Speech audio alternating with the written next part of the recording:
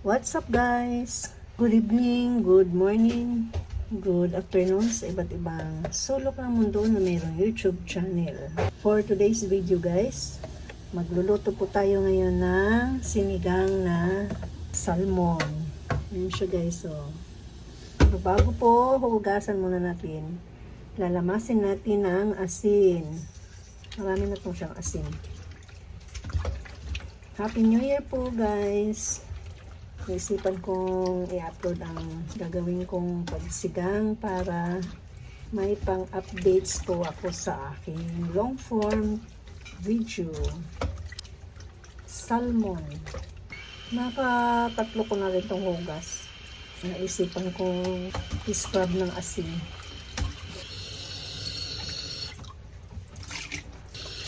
Yan, hugasan po natin maigi para maalis yung alat at saka at the same time maalis yung lansa.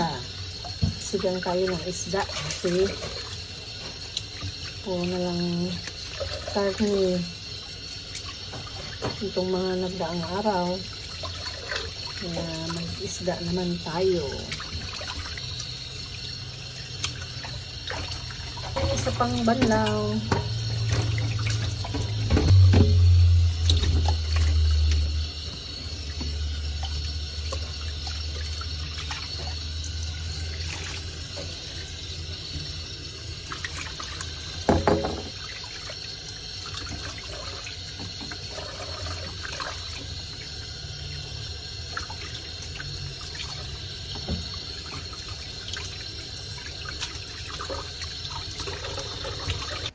Ngayon guys, hugasan natin ang ating pangsahog na kangkong.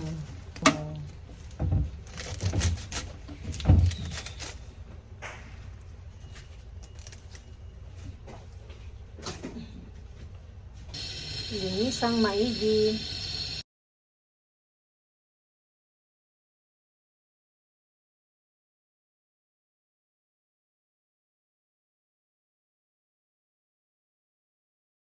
Ngayon guys, para makasigurado po tayo na malinis ang ating kangkong o yung gagamitin po nating gulay, mayroon po akong paraan para makasigurado po na walang uod or insekto.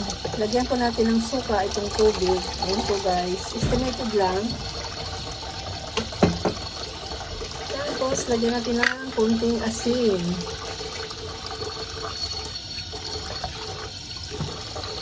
At ngayon, ilublob na natin itong mga dahon para maalis kung mayroong katago na mga uod. Minsan na hindi po natin siya nabubuksan isa-isa yung dahon. Pero pagka mayroon pong suka at asin ang tubig, ay kusa po siyang lulutang. Yan. Babad ko lang po muna yan guys ng ilang segundo. Habang nakababad po yan, ay maghihiwa naman po tayo ngayon ng mga sibuyas at kamatis. Ngayon guys, mag-prepare po tayo ng ating iba pang pansahog, kamatis, sibuyas at saka luya para sa sinigang.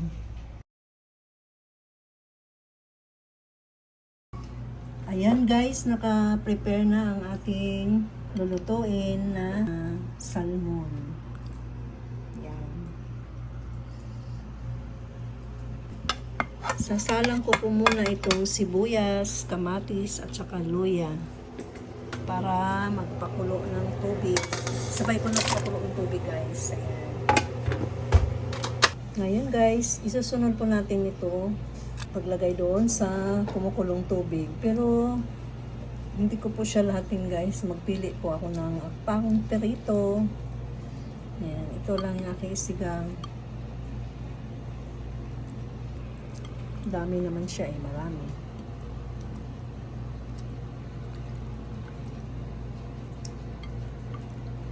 Ayan, ito pang perito ko na to guys. Ayan. Ngayon ang ating ilagay sa kumukulong tubig. Ayan guys, kumukulo na. Kaya ilagay na natin ang ating salmon. Ayan.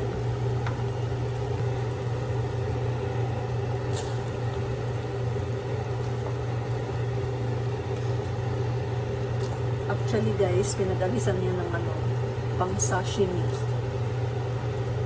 Sayang kasi pag itapon, diba? Ang mahal-mahal ng salmon. Ayan.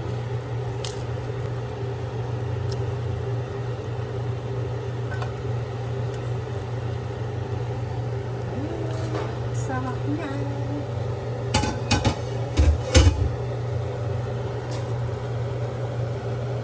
Pakuluin lang po natin guys bago natin ilagay ang ating kangkong. Ayan guys, kumukulo na. Yan na natin ang pangsigang.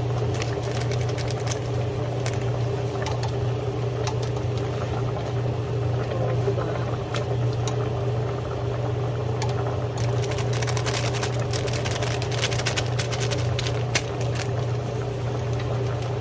At konting asin.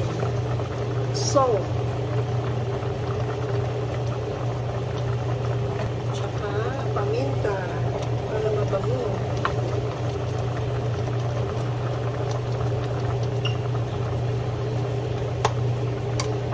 Ayan, sarap yan guys.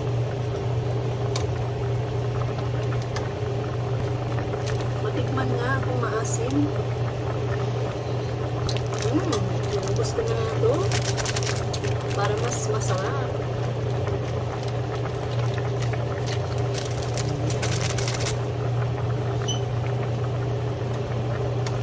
Ngayon, ilagay na natin ang ating kangkong.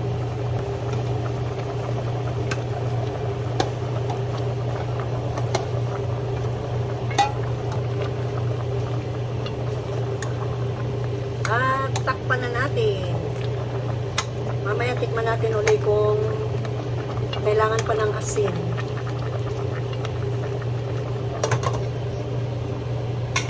Habang inaantay natin guys ang ating sinigang na maluto, lamasin natin tong pang perito naman. Lamasin natin ng konting asin.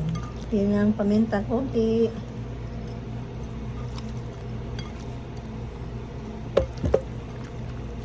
At saka konting suka. Ayan. Ayan guys, luto na ang ating kangkong. Tikman na natin kung kailangan pang mag-add tayo ng asin. Taba ng ulo. Happy New Year, everyone. Tikim, tikim, tikim.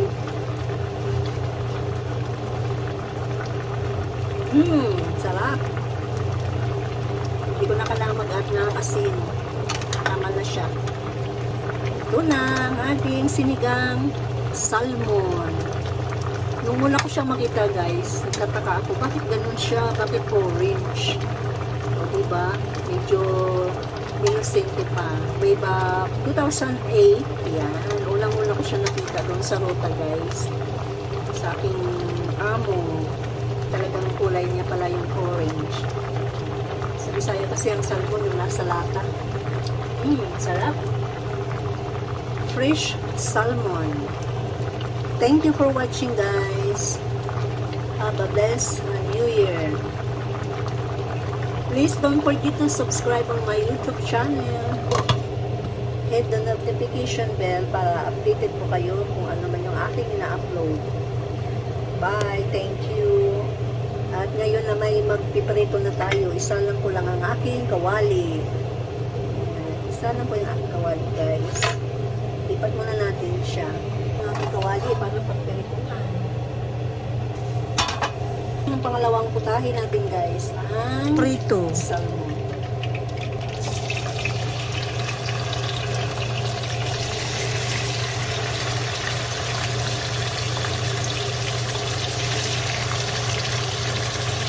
Dito pa ito kasi napaayos yung aking ayaw nang lumamig sila ang tuyon.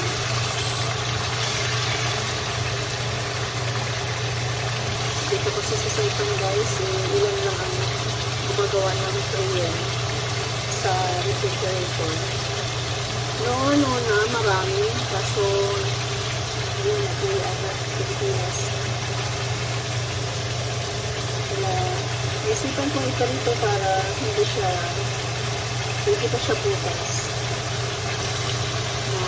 Ayan.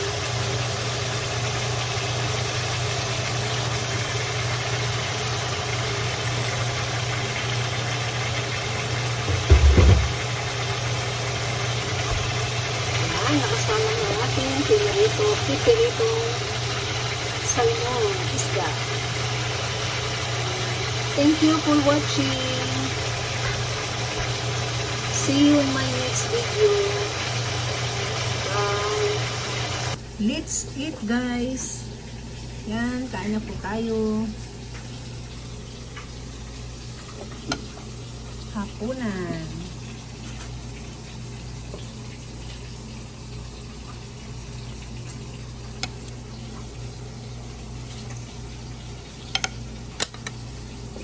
Kain.